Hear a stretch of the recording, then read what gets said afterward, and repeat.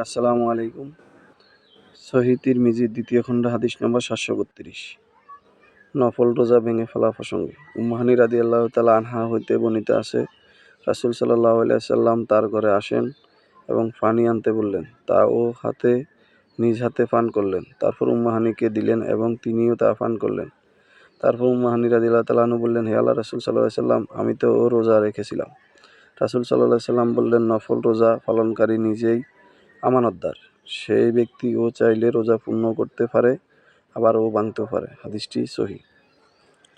অনুচ্ছেদ নম্বর ৩৫। রাত্রি চলে যাওয়ার পর নফল রোজা রাখা। ৭৩৩ নম্বর হাদিসে বাংলা অনুবাদ।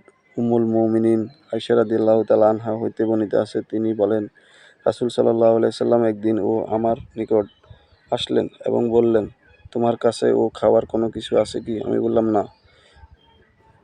তিনি বললেন, তাহলে আমি রোজা রাখলাম। হাসান ও সহিহ হাদিসটি। ইরওয়াতে ৯৬৫ এবং সহিহ আবু দাউদে ২১১৯ নম্বর এবং মুসলিমে হাদিসটি রয়েছে। হাদিস নাম্বার ৭৩৬। মুমিনদের মাতা আয়েশা রাদিয়াল্লাহু তাআলা আনহা হইতে বর্ণিত আছে, তিনি বলেন, আমার নিকট রাসূল সাল্লাল্লাহু আলাইহি সাল্লাম আসতেন এবং বলতেন, তোমার নিকট ও সকলের খাবার কোনো কিছু আছে কি? আমি বলতাম, না। তিনি বলতেন, আমিও রোজা রাখলাম। আয়েশা রাদিয়াল্লাহু তাআলা আনহা বললেন, তিনি একদিন আমার নিকট আসলেন। আমি বললাম, হে আল্লাহর রাসূল সাল্লাল্লাহু আলাইহি সাল্লাম, কিছু উপহার এসেছে আমাদের জন্য। তিনি বললেন, তা কি?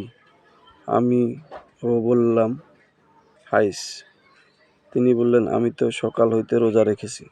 আয়েশা রাদিয়াল্লাহু তাআলা আনহা বললেন, তারপর তিনি তা খেলেন। হাসান ও সহিহ। হাদিস নাম্বার ৭৩৬। শাবানকে রোজার সাথে মিলানো। উম্মুল মুমিনিন সালামা রাদিয়াল্লাহু তাআলা আনহা হইতে বর্ণিত আছে, তিনি বলেন, আমি শাবান ও রমজান ছাড়া রাসূল সাল্লাল্লাহু আলাইহি সাল্লামকে একটানা ২ মাসে রোজা পালন করতে দেখিনি। হাদিসটি সহিহ। ইবনে মাজাহতে ১৩৪৮ নম্বর রয়েছে। হাদিস নাম্বার ৭৩৭।